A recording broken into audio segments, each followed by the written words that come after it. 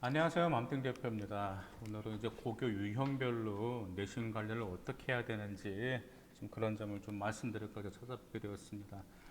요즘 이제 어머님들도 거의 뭐 입시 컨설턴트 전문가가 되신 어머니들 굉장히 많으세요. 편차가 어때야 되는지, 막 평균이 어떤지 그런 점들을 정말 잘하시는 어머님들이 계세요. 어머님들이 정말 그런 입시에 대한 것을 정말 많이 하면 많이 할수록 아이가 좋은 대학교 들어갈 확률이 더 높아집니다. 왜냐하면 제가 그걸 보거든요.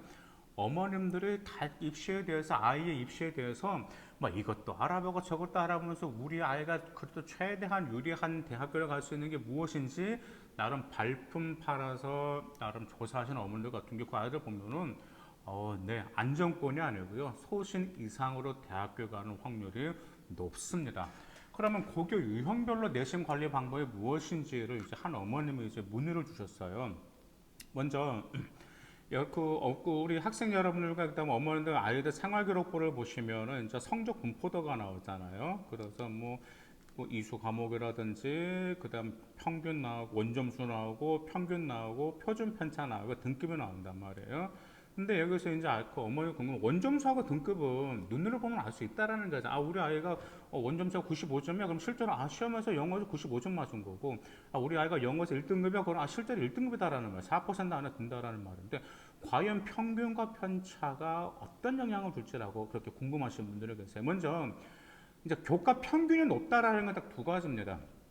간단합니다. 평균이 높아요. 보통 평균이 100점 만점에서 평균은 갑자기 85점이에요. 그럼 평균이 85점이다라는 것은 딱 두 가지밖에 없어요. 첫 번째가 시험이 매우 쉽다라는 거고요. 두 번째가 공부 잘하는 아이들이 많이 몰랐다라는 뜻밖에 되지 않습니다.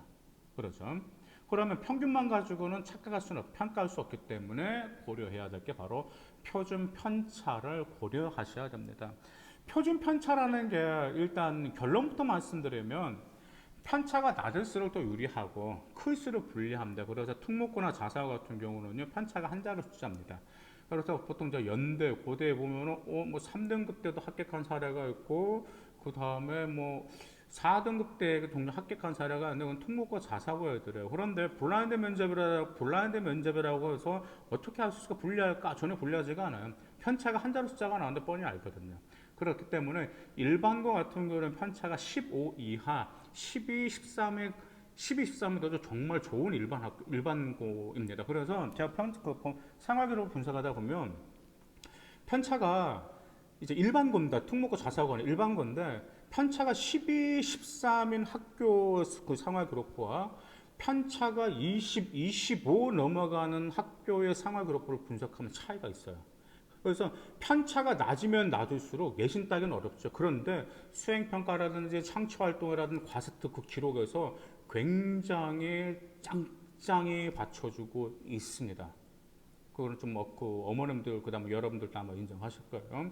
그래서 이 표준 편차라는 것은 평균으로부터 얼마나 퍼져 있는지를 나타내는 수치로서 해당 고교의 학생 간의 수준의 차이를 나타내기 때문에 편차가 작으면 작을수록 그 학교 학생들은 매우 우수한 학생들이다라는 점을 보여주고 있는 실정입니다. 그래서 지금 이제 저희가 이제 작년 같은 경우가 이제 대학교명은 제가 말씀드리지는 않겠지만 그래도 정말 나름 그래도 한국에서 정말 유명한 대학교거든요. 그런데 그 여학생 이제 둘을 컨설팅을 했습니다. 따로따로 했는데 완전 우상향 그런 학교였거든요. 근데 내신만 보면 절대 들어갈 수 없는 학생들인데 그 학교 학생 일반고인데 편차가 11, 13, 14를 넘어가는지는 않았습니다. 그래서 다른 일반고하고 차이가 있는 거예요. 다른 일반고들은 18, 19까지 넘어가거나 심지어 25가 되는 학교인데 이 학교는 아니고 그래서 일단은 찔러보자.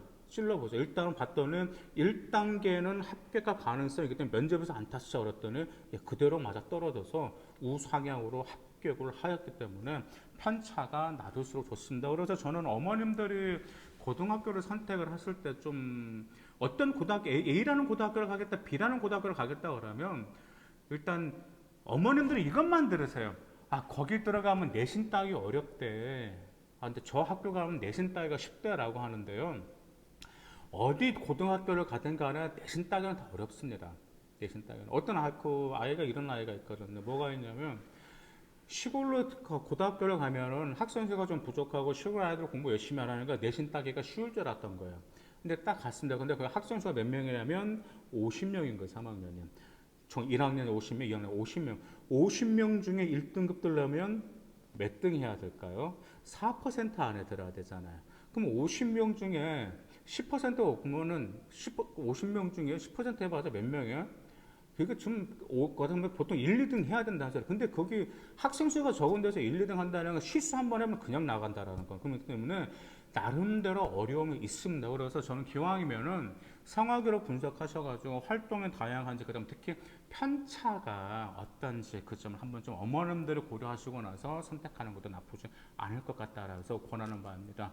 그러면 이제 고교 유형별로 내신 관리 방법 어떻게 해야 될까? 이제 첫 번째 케이스가 이겁니다.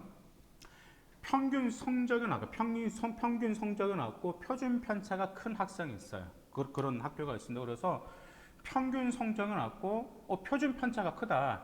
이것은 말 그대로 시험 난이도가 높거나 상위권과 하위권 편차가 심한 학교이기 때문에 이런 학교 같은 경우는 어떻게 해야 되냐면 원점수를 좀 최대한 올려줘야 됩니다. 왜냐하면 이제 대학교 평가자 입장에서도 고려를 합니다. 왜냐하면 표준 편차가 갑자기 확 올라갈 때가 언제 올라가냐면 고2, 고3 때 편차가 고1 때 비해서 편차가 올라가는 추세예요.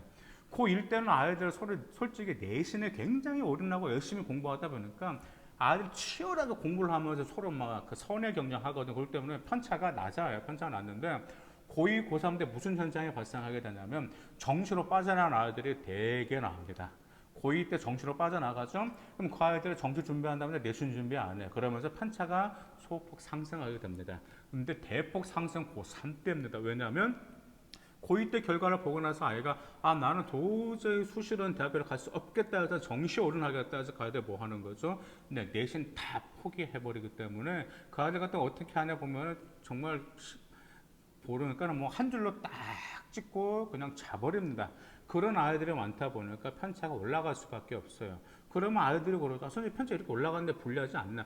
평가자는 알기 때문에 그때는 거기서 뒷받침해 줄 만한 원점수에서 최대한 높은 원점수를 보여줘야 되고요. 그 다음에 과세특에서 또 기록을 받쳐주면 충분히 평가수가 또 충분히 어필할 수 있기 때문에 그 점을 참고하시길 바라겠습니다. 근데 이제 반면에 평균이 높고 편차가 커요. 이것은 이제 그겁니다. 아까 말씀드렸었죠. 평균이 높다라는 것은 둘 중에 하나라고 했었죠. 시험이 굉장히 쉽거나 두 번째 공부 잘하는 학생들이 몰렸다라는 거죠. 근데 여기 보니까 편차가 커요. 학교가 편차가 이제 기준이 20 이상으로 잡았을 텐데 20 이상으로 편차가 20 이상, 뭐 25, 그다음 20대 후반까지 편차가 나온 학교다. 이것은 시험 난이도가 정말 낮은 학교입니다. 그래서 이런 학교를 다니는 아이라면 1등급은 기본이고요. 원점수는 100점 가까이 유지를 해주셔야 되고요. 그 다음에 특히 시험 난이도가 낮고 그 다음에 정말 1등급 때도 나오지만 원점수에도 서로 뭐 높은 아이들 나올 수가 있단 말이에요. 그렇죠? 그러면 이런 아이들 같은 경우는 어디에서 변별력이 종종 생기냐면 수행평가에서 점수가 1.5점 차이로서 차이가 있을 수가 있기 때문에 평균이 높고 표준 편차가 크다. 그러면 뭘 해야 된다고요? 네, 1등급은 당연히 기본이고 원점수는 100점 가까이 올려줘야 되고 과세특에 당연히 받쳐줘야 되겠죠. 근데 과세특에 해당하는 수행평가가 복병이다라는 점 꼭 기억하시기 바라겠습니다. 세 번째 고교 유형은 이런 학교가 있어요.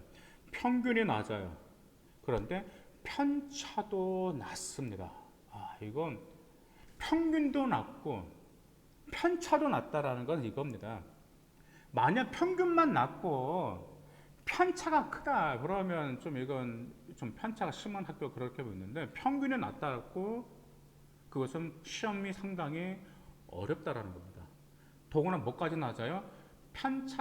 표준 편차까지 낮다라는 건 또한 학생들 수준도 높다라는 뜻입니다. 그렇기 때문에 자기가 어떤 고등학을 선택하는데 평균도 낮고 표준 편차는 낮다. 이것은 기본적인 학업 역량만 따라가서는 내신 따기 어려운 학교예요. 이런 학교 같은 경우는 정말 어떤 과목에서 뭐 심화 응용하는 능력도 뛰어난 거고, 그 다음에 심화 문제까지도 내신에 들어간다는 뜻이기 때문에 심화 문제 철저해야 됩니다. 그런데 이런 아이들이, 그런데 정말 평균도 낮고 편차도 낮은 학교는 정말 매력적인 학교입니다. 일단 그것만 받쳐줘도 이 학교가 어느 정도 아이들이 정말 많이 공부 잘한 거 알죠. 근데 만화 차이가 이런 학교에서 1, 2등급, 3등급만 하나 정말 땡큐죠. 정말 2, 3등급 때만 나와도 정말 좋은 학교인데 자기가 4등급이나 5등급, 6등급 나온다 그럼 포기해야 될 거 아닙니다. 제가 이런 학교 학생들 같은 경우는 4등 위 학생들 같은 경우는요, 비교과 활동만으로도 충분히 자기가 충분히 노력을 하고 보고서라든지 그 다음에 심화 학습, 그 다음에 심화 탐구를 충분히 해주면 좋은 대학교 충분히 가고요. 이런 학교에 있는 학생들 같은 경우는 4등급 이하더라도 안정권을 가지가 않고요. 최소 소신 이상으로만 대학교를 다 갔습니다. 그건 제가 장담하기 때문에 이런 학교가 있다라면 꼭 이 점을 참고하시길 바라겠습니다. 일단 네 번째로 고교 유형별로 어떤 학교가 있냐면 평균이 높고 편차가 작아요. 평균이 높고 편차가 작다라는 것은 말 그대로 그겁니다. 편차가 작다라는 거는 말 그대로 우수한 학생들이 많이 있다라는 거겠죠. 근데 평균이 높다라는 것은 이것은 이거예요. 말 그대로 상위권 중에 성적이 뛰어난 아이들이 굉장히 매우 많다라는 점이에요. 성적은. 정말 이런 학교는 편차를 잡고 평균이 높은 학교 같은 경우는 진짜 2등급 때 들어가기도 무지 힘들어요. 2등급 때 들어가도 무지 힘들기 때문에. 그래서 정말 2등급 때라도 들어가서 최대한 노력을 해야 됩니다. 최대한. 왜냐하면 2등급 때만 들어간다 하더라도 평균은 높은데 자기 점점 평균 더 높겠죠. 편차까지 작다라는 것은 내가 그래도 우수한 아이들을 지금 그 아이들 뛰어넘었다라는 걸 의미하는 거잖아요. 그러면 2등급 때 아이 같은 경우는 정말 문제가 없다라. 그러면 근데 만약 자기가 지금 3, 4등급 때라면 어떻게 돼요? 똑같습니다. 아까 제가 앞전에 말씀드린 학교 있었죠. 평균도 낮고 편차가 작은 학교 같은 경우는 3, 4등급 라인 같은 경우는 비교과 활동, 보고서, 심화 관련 활동으로 충분히 좋은 데 갈 수 있다고 했었죠. 이 학교도 마찬가지입니다. 만약 3등급 이하, 4등급 이하라면 비교과 활동으로서 역량을 드러내려는 소신 이상으로 대학교를 갈 수 있다는 점 꼭 기억하시길 바라겠습니다. 그래서 금방 고교 유형별은 딱 네 가지 유형이 있다라고 말씀. 첫 번째 유형은 평균이 낮고 편차가 큰 학교. 두 번째 유형은 평균도 높고 편차도 크고. 세 번째 유형은 평균도 낮고 편차도 낮고. 네 번째 유형은 평균이 높고 편차가 낮고라는 거죠.